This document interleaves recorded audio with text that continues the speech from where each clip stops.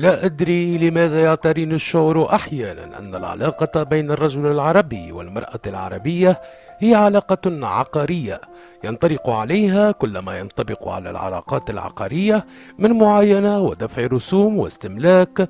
إن الرجولة كما يفهمها مجتمع الرجال لدينا هي القائمة على الكسر والقمع وإلغاء إرادة المرأة. النساء كالرجال لسن كلهن قديسات ووادعات وضحايا، فالضحية ليس لها جنس، فقد تكون امرأة شفافة كدموع الكريستال، وقد تكون رجلا له شارب معضلات ويحمل مسدسا.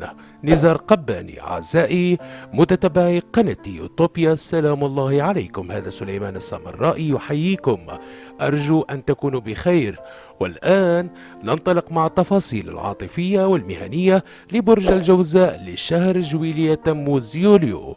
برجك محموم، لا تجلس ساكنا، تتدفق الأفكار وتنتقل من مشروع إلى آخر في وقت ضئيل وربما بشكل متسرع. يبدو أن طاقتك لا تنضب بفضل المريخ في الحمل. سماء ملائمة.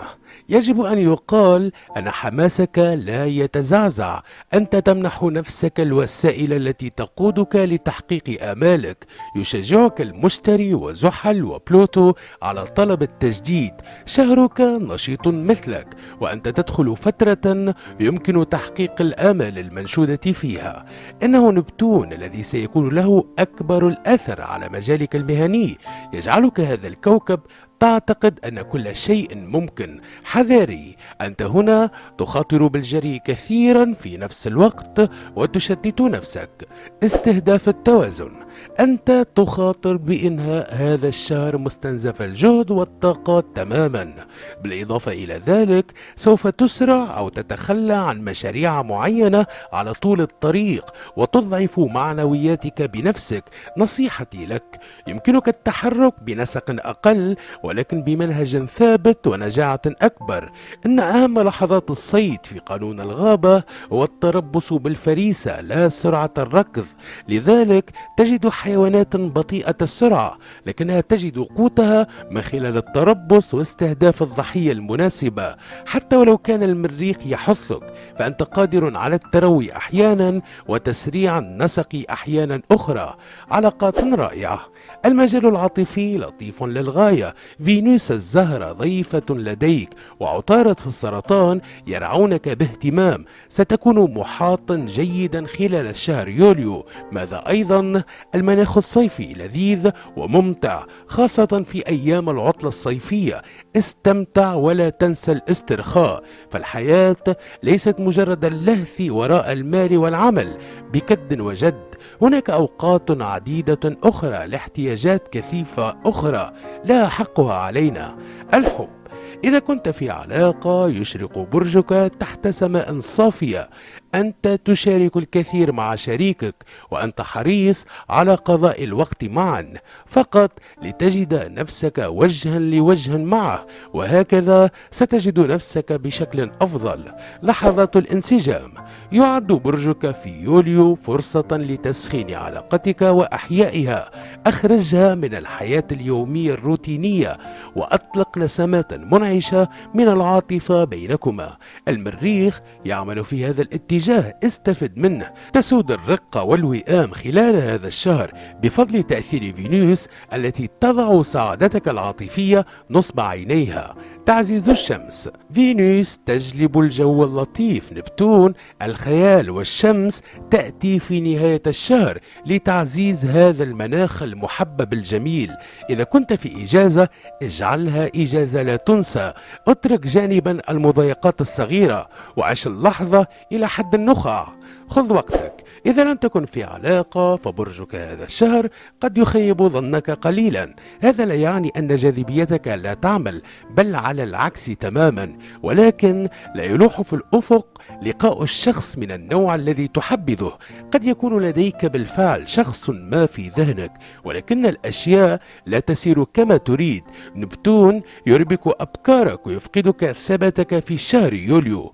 كن أوضح. تميل إلى الانتظار حتى يكتشفك يفهمك الآخرون وتشكو من سوء فهمك. ماذا لو توليت الأمور بنفسك؟ عطارد يدعم الحوار. لا تنسى، إذا كان لديك ما تقوله لشخص ما فتابع، سترى أن هذا سيجعل مواقف معينة أسهل، فضلا على توليك عجلة القيادة، خاصة في نهاية الشهر عندما تكون في حالة حب. هذا مناسب بشكل خاص للقاءات الجميلة، وأنت مدين بذلك لوصول الشمس إلى برج الأسد منذ اليوم 22 من الشهر. العمل: في الجانب المهني يحثك برجك في يوليو على تولي مقاليد الأمور. أنت حاضر على جميع الجبهات وتتعامل مع جميع الملفات المتاحة، حتى في بعض الأحيان قد تهتم لعمل الزملاء وتساعدهم. تنشيط المريخ: لا شيء يمكن أن يوقفك، تريد شيئا جديدا وتفكر خارج الصندوق. باختصار، تريد التغيير في حياتك اليومية ولا تدخر جهدا. يدعم المريخ عزمك ويدعو المشتري إلى التجديد، ولكن انتبه من تشتيت نفسك عندما تريد فعل كل شيء بنفس القدر من الجودة والحرفية. حاول أن تبقى منظما وباشر مهامك وملفاتك الواحدة تلو الأخرى. ستحصل على الثقة للقيام بذلك بشكل جيد دون تفويت شيء مهم.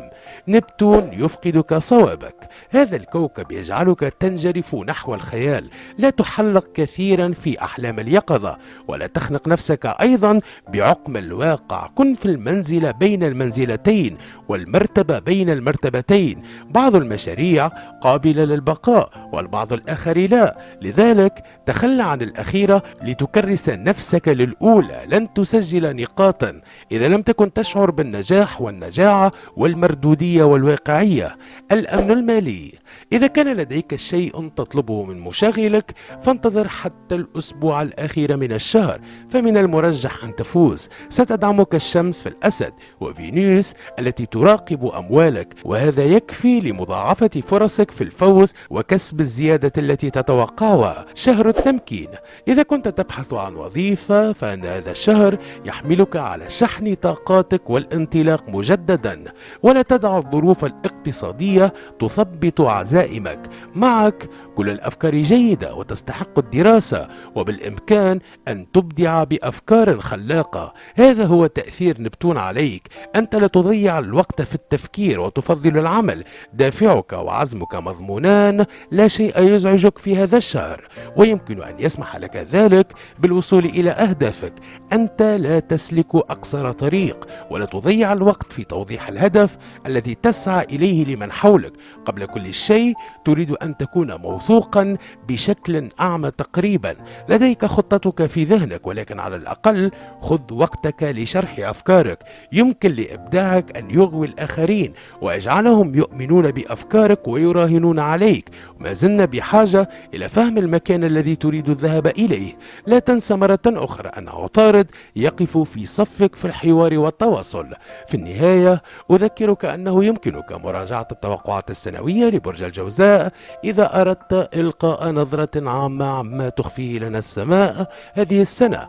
كما يمكنك أيضا الاطلاع على سلسلة أسرار الأبراج وطالع الأبراج وتوافق الأبراج والتوقعات العاطفية في فصل الصيف وتفسير الأحلام، وكل هذه السلسلات موجودة على القناة. إلى أن ألقاكم في فيديو قادم، أذكركم دائما وأبدا أن هذه قوانين سمائية فلكية، إذا أدركتها مسبقا قد تتمكن من قلب الموازين لصالحك. ومن هنا كانت الحاجة لمتابعة التوقعات الشهرية، ولا تنسى أن تشترك في الصفحة الرسمية على الفيسبوك tunisiaflix.com. إن عجبك الفيديو لا تنسى أن تدعمني بلايك، أن تشترك في القناة، أن تفعل الجرس ليصلك كل جديد، وأن تشاركه مع الأصدقاء. روابط حساباتي على مواقع التواصل الاجتماعي موجودة في خانة الوصف وشرح الفيديو.